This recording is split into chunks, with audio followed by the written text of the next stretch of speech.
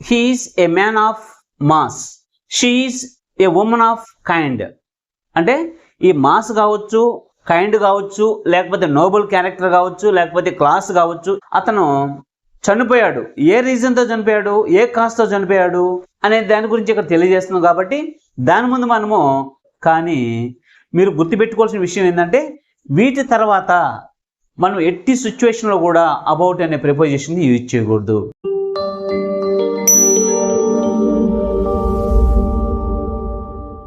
Namaste students, welcome back to our channel, our Master English course.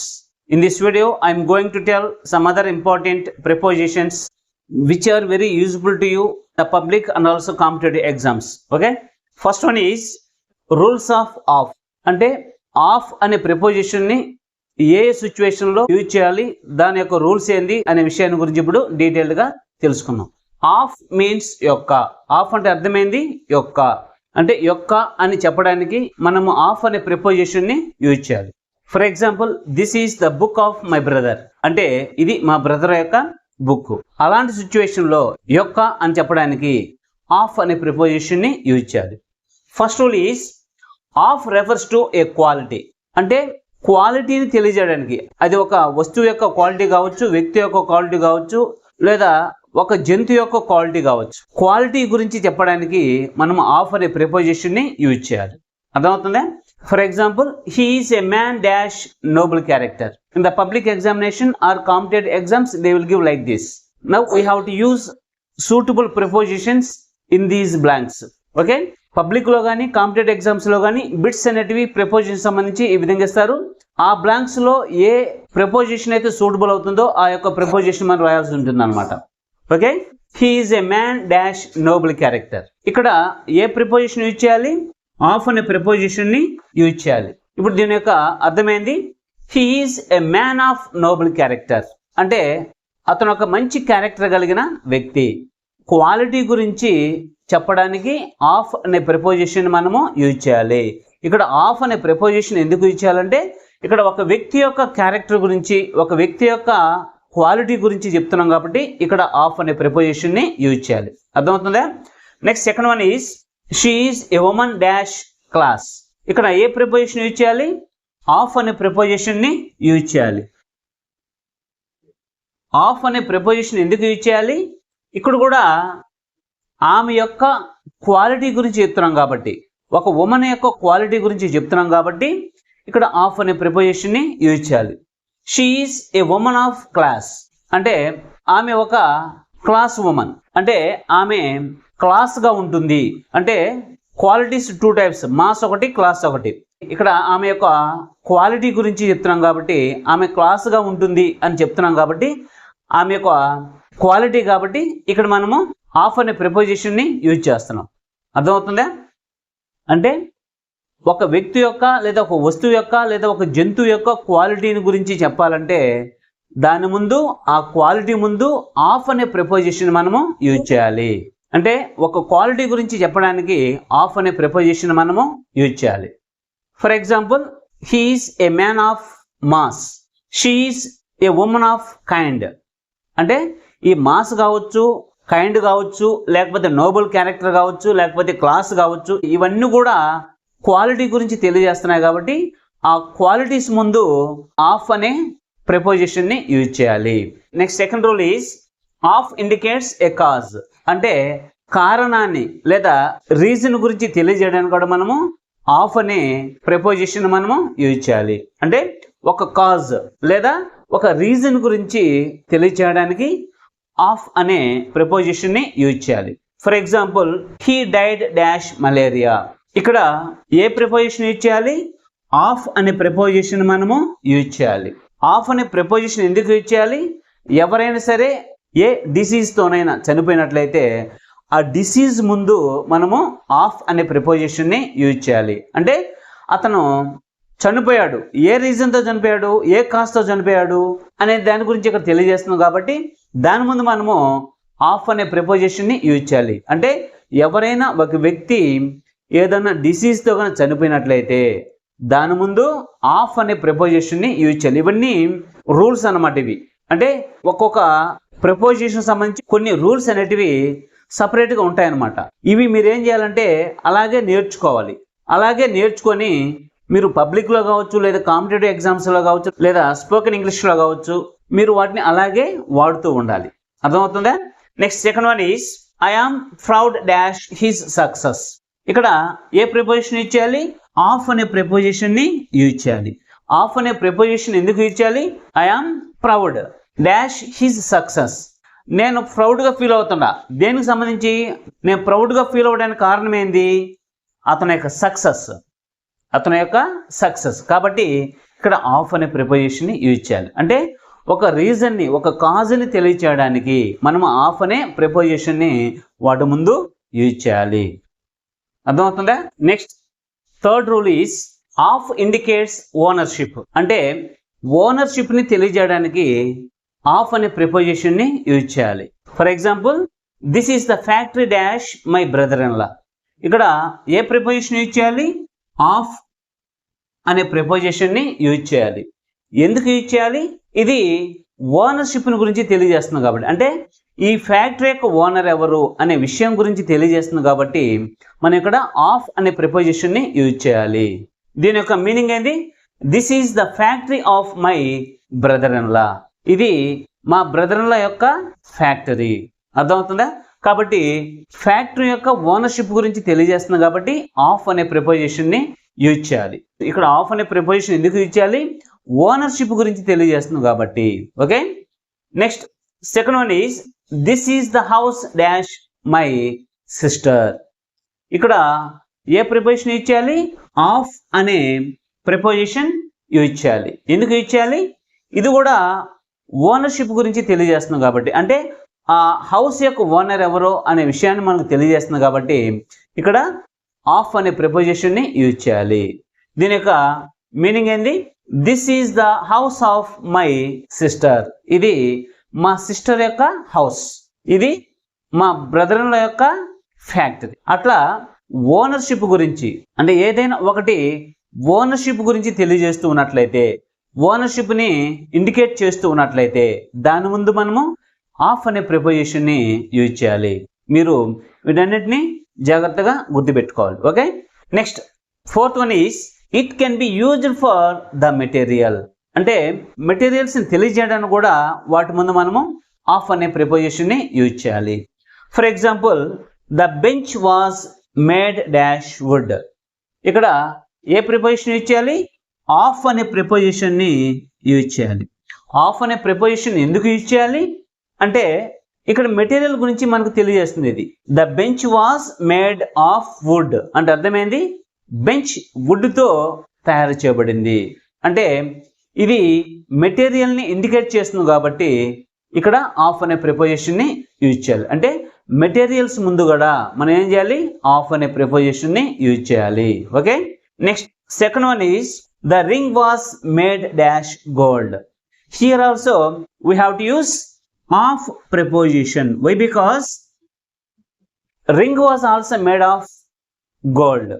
అంటే gold అనేది material కాబట్టి ఇక్కడ ఏం చేయాలి? ఆఫ్ అనే ప్రిపోజిషన్ని యూజ్ చేయాలి. అర్థమవుతుందా?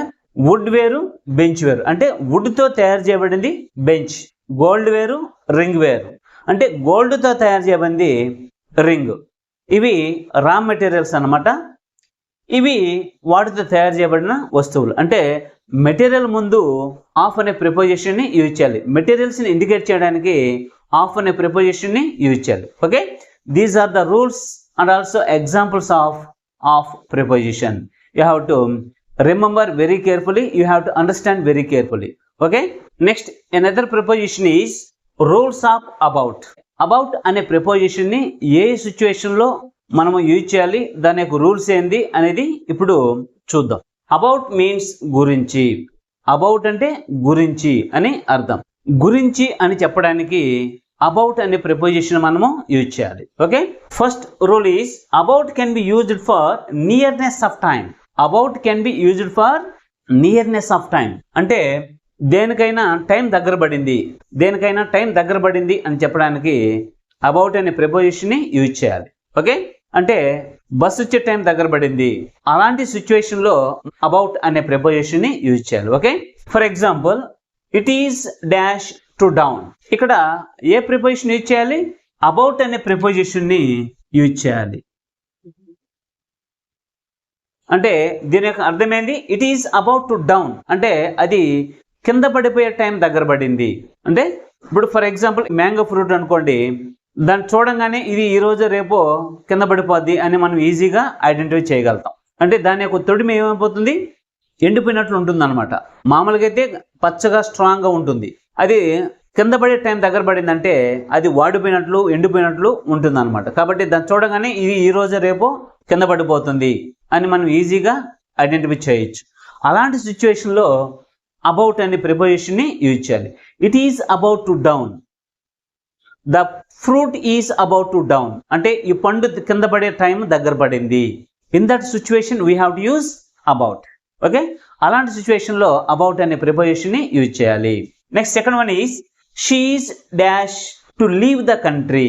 అంటే ఎవరైనా సరే ఇతర దేశాలకు వెళ్ళినప్పుడు వీసా అనేది ఒకటి ఉంటుంది, దానికి సమ్ పీరియడ్ అనేది ఉంటుంది అనమాట. ఈ డేట్ నుంచి ఈ డేట్ వరకు మనము ఆ కంట్రీలో ఉండొచ్చు అనమాట. మనకు డేట్ అయిపోయే కొద్దీ ఆ కంట్రీ వదిలి వెళ్ళే టైం దగ్గర పడుతుంది అనమాట. కాబట్టి అలాంటి సిచ్యువేషన్లో she is about to leave the country. ఇక్కడ ఏ ప్రిపోజిషన్ యూజ్ చేయాలి? అబౌట్ అనే ప్రిపోజిషన్ని యూజ్ చేయాలి. అప్పుడు దీని యొక్క అర్థమైంది, ఆమె దేశం వదిలి వెళ్ళే టైము దగ్గర పడింది. She is about to leave the country.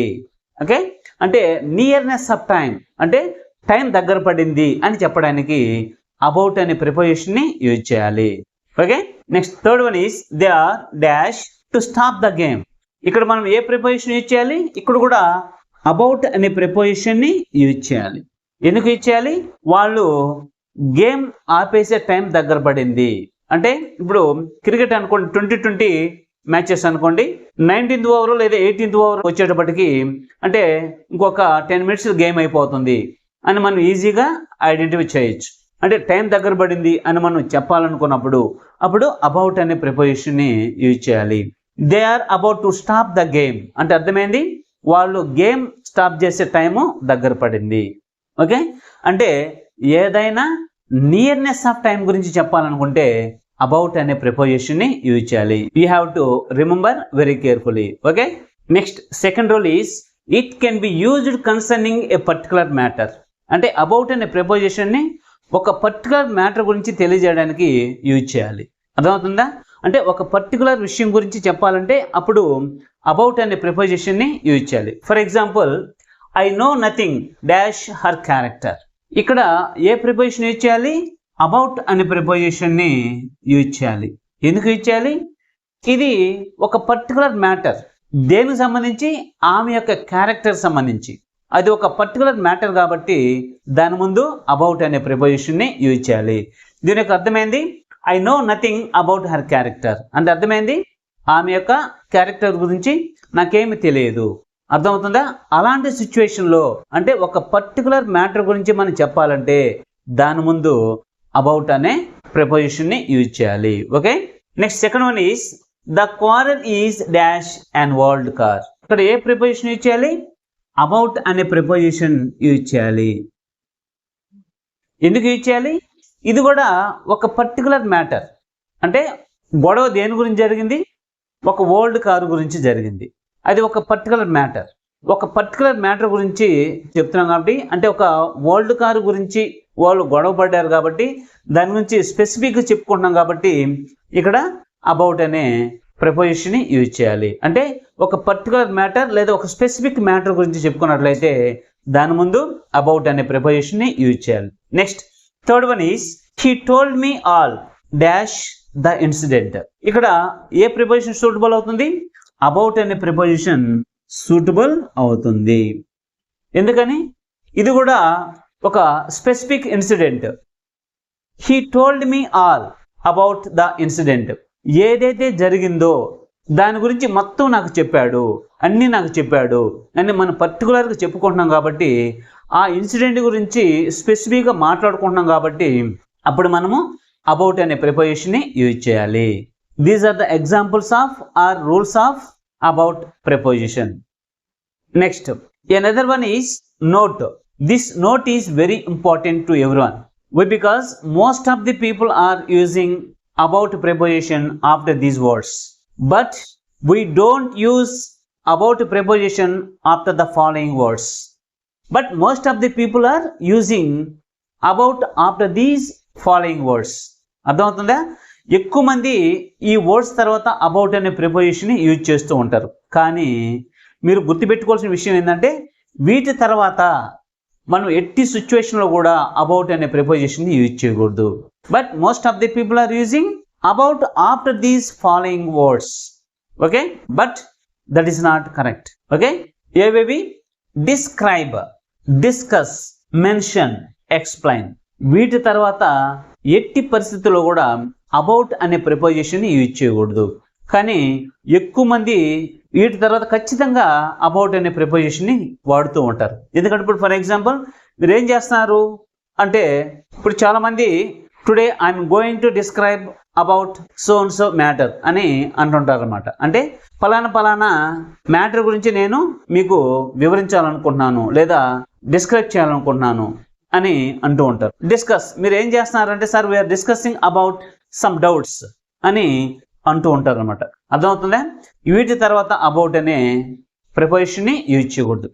Mention, you have to mention what you have scene.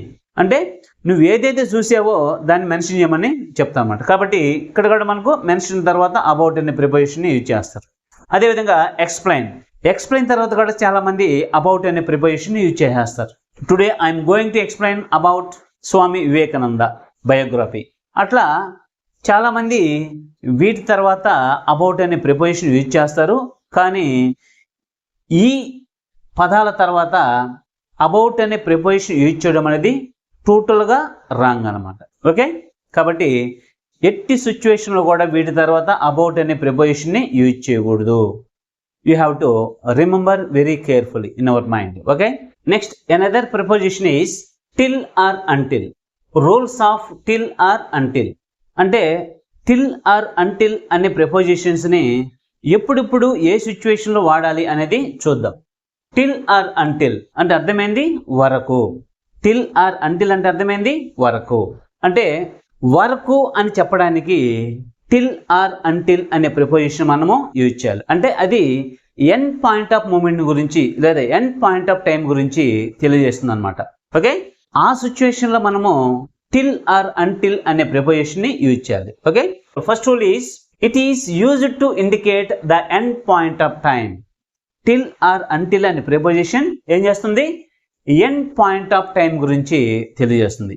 End point of time గురించి తెలియజేస్తుంది. Okay, for example he work dash 4 PM అంటే ఇక్కడ ఏ ప్రిపోజిషన్ సూటబుల్ అవుతుంది?